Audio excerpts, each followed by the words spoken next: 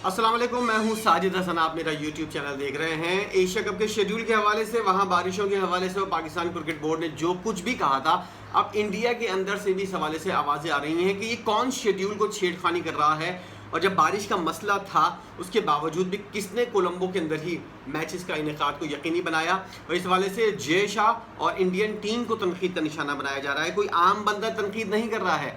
Indian media के अंदर ये बहस ज़ेर गर्दिश है। इंडियन मीडिया इस बात को काफ़ी बढ़ा चढ़ा कर पेश कर रहा है। उसके अंदर सुनील गावस्कर साहब और हरभजन सिंह साहब के ताज़ा बयानात जो सामने आए हैं, उसमें मानो कि जलती पर तेल का काम किया है। इन दो बयानात में बहुत ज़्यादा गहराई भी है और उसके अंदर कुछ टेक्निकल पॉइंट्स को निशाना बनाया गया है, पॉइंट्स को शामिल किया गया है।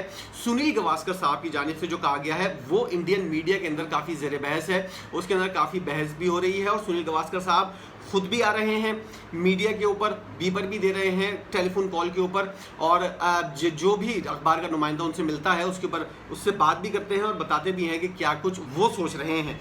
हरभजन सिंह भी बहुत टेक्निकल बात कर रहे हैं और उन्होंने भी बहुत 2-3 आम मुद्दे उठाए हैं।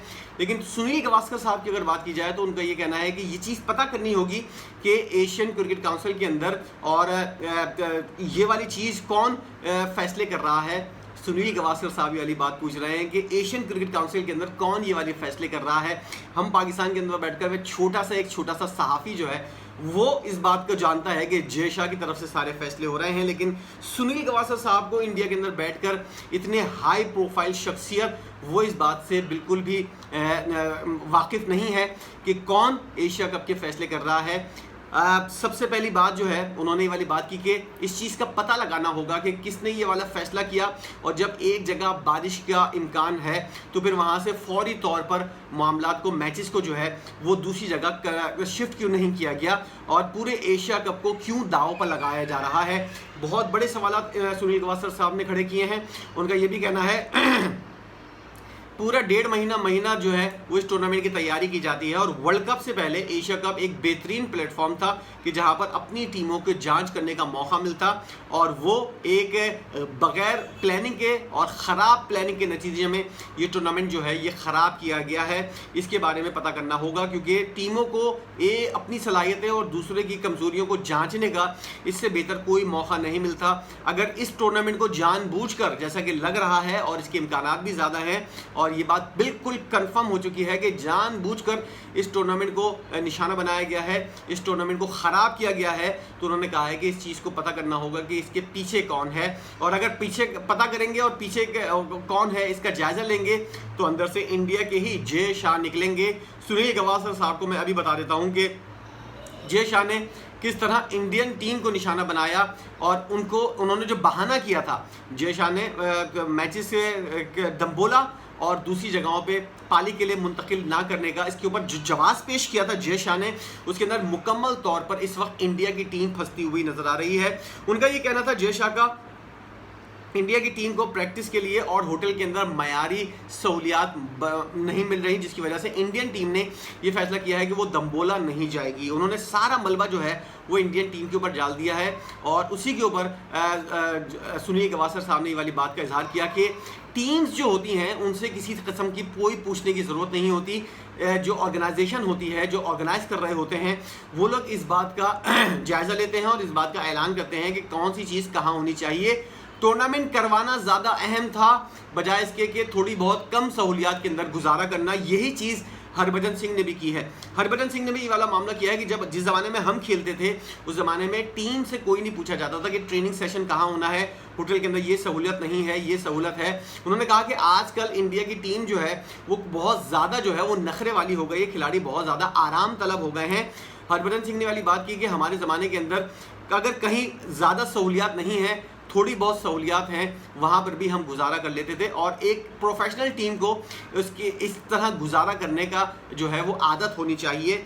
हर जगह आपको 5 स्टार वाली सहूलियात नहीं मिलती और अगर कहीं 3 स्टार वाली सहूलियात मिले उसके बाद भी अगर आप टूर्नामेंट को देखो और अपनी सहूलियात को देखो तो टूर्नामेंट ज़्यादा अहमियत का हामिल होता है। इसलिए थोड़ा बहुत कॉम्प्रोमाइज़ जो है वो अपनी सलाहियत और अपनी सहूलियात के ऊपर कर लेना चाहिए, लेकिन इंडिया की टीम ने ऐसा नहीं किया। हरभजन सिंह ने कहा कि ये वाली चीज़ बड़ी अहम है और अलार्मिंग है कि इंडिया के खिलाड़ी इतने आराम तलब क्यों हो गए हैं। क्या उनको 5 स्टार के बगैर अगर कहीं फैसिलिटी नहीं मिलेगी तो क्या वो कहीं और जाकर नहीं खेलेंगे। लेकिन मुझे ऐसा लगता है कि इंडियन टीम की जाने से इतना ज़्यादा इस बात का बतंगड़ नहीं बनाया गया जितना जय शाह ने इस पॉइंट के ऊपर लेकर मैचेस को किसी और जगह मुंतकिल करने के हवाले से जो कार्ड खेला है उसके ऊपर जो है वो ज़्यादा बल्ली जो है और ज़्यादा मामलात ख़राब करने की जिम्मेदारी जो है वो जय शाह के ऊपर आती है। उसने सहारा लिया है इंडियन टीम का। मुझे लगता है कि अगर एक चीज़ का अनाउंसमेंट हो जाती दम्बोला के अंदर, मैचेस की अनाउंसमेंट हो जाती तो इंडिया की टीम जो है चाहते ना चाहते ज़रूर वो दम्बोला के अंदर जाकर खेलती। लेकिन ये वाली चीज़ जो है वो जय शाह ने पकड़ी इस बात को और उसके बाद पूरे मीडिया के अंदर, पूरी दुनिया के अंदर इस बात का इजहार कर दिया कि सहूलियात वहाँ पर नहीं है दम्बोला के अंदर और होटल के अंदर भी इस तरह की चीज़ें नहीं हैं, इतनी ज़्यादा ख़ास सहूलियात नहीं हैं, जिसकी वजह से दम्बोला के होटल्स जो हैं वहाँ पर इंडियन टीम जो है वो नहीं ठहर सकती। और दीगर टीमों को भी उन्होंने साथ साथ राइट्स, ब्रॉडकास्टर्स के राइट्स जो हैं जिनको मिले हुए हैं उनका बहाना बनाया और साथ साथ उन्होंने ये भी कहा कि ग्राउंड स्टाफ और जो ब्रॉडकास्टर्स के जो ट्रैवलिंग है उस हवाले से भी उनको जो है वो तहफ़्फ़ुज़ात थे। उन्होंने 2-3 चीज़ों को मिलाकर एक बेहतरीन वाला बहाना बनाया और दुनिया के सामने वो बहाना रख दिया जिसको एक्सेप्ट नहीं किया जा रहा है इंडिया के अंदर। और सुनील गावस्कर हों, हरभजन सिंह हों, विक्रांत गुप्ता हों और दीगर जितने भी लोग हैं वो सारे लोग जो हैं वो इंडिया को तनकीद का निशाना बना रहे हैं, ख़ास तौर पर जय शाह को।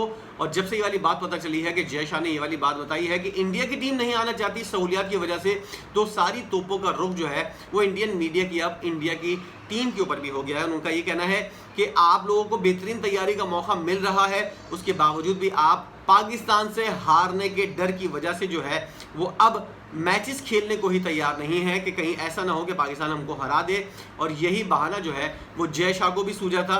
लेकिन जिस तरह के जीदार क्रिकेटर हैं सुनील गावस्कर और हरभजन सिंह, उन्होंने इस बात को बिल्कुल एक्सेप्ट करने से इनकार कर दिया है। उन्होंने कहा है कि ये बहानेबाजी जो है ये जो है वो टीम के लिए जो है वो नुकसानदेह होगी और ये पता करना चाहिए कि किसने इस तमाम तर मामलों को ख़राब करने में किरदार अदा किया। इंडिया के अंदर इस वक्त बहुत ज़्यादा चर्चा हो रही है एशिया कप बर्बाद करने के हवाले से। इस बात को 4 महीने पहले पाकिस्तान की क्रिकेट बोर्ड के उस वक्त के सरबरा नजम सेठी ने उठाया था कि भाई पूरा टूर्नामेंट क्यों बर्बाद कर रहे हो, इसका कोई ऐसा कोई वो निकालो, हल निकालो कि या तो पाकिस्तान के अंदर करवा लो, नहीं आना पाकिस्तान के अंदर 2018 की तरह जैसा कि आप लोग 50 ओवर के फॉर्मेट का यूएई के अंदर आपने टूर्नामेंट खेला था, एशिया कप कही था, वो उस तरह करवा लो। लेकिन पाकिस्तान की बात नहीं मानी गई। अब भुगत रहे हैं इंडियंस खुद और उनको जो है वो बहुत ज़्यादा जो है वो तनकीद का पूरी दुनिया से निशाना बनाया जा रहा है। खुद इंडियंस जो है वो अपने खिलाड़ियों को जो है और अपने बोर्ड को जो है और अपने सरबरा को जो है तनकीद का निशाना बना रहे हैं। इस पर आप क्या कहते हैं? पूरा टूर्नामेंट बर्बाद हो गया, सारा मज़ा किरकिरा होता हुआ नज़र आ रहा है। आप भी कुछ सोचते होंगे, कुछ आपकी भी सोच होगी, ज़रा बताइएगा आपकी सोच क्या है इस तमाम तर सूरत हाल में। इंडिया वाज़े तौर पर जिम्मेदार नज़र आ रहा है। वीडियो आपने देखी है, वीडियो देखने का बहुत शुक्रिया। पसंद आई हो तो इसको लाइक कीजिएगा और अगर ज़्यादा ही पसंद आई हो तो उसको शेयर भी कीजिएगा। एक बार फिर वीडियो देखने के लिए आपने कीमती वक्त निकाला, उसका बहुत बहुत शुक्रिया।